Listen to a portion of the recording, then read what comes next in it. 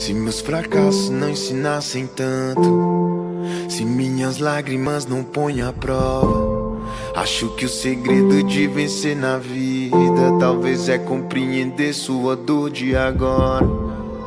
Ninguém nasceu no topo da montanha e a escalada sempre vai ser árdua. Só aquele que resiste o processo vai ter direito à vista mais fantástica.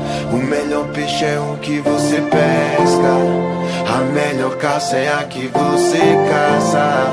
O alívio vale seu suor da testa, porque o que vem de graça é mais sem graça. Nem sempre o mais caro é o que presta, o vinho bom não valoriza a taça. Uma atitude dispensa promessa, e o mais certo é que um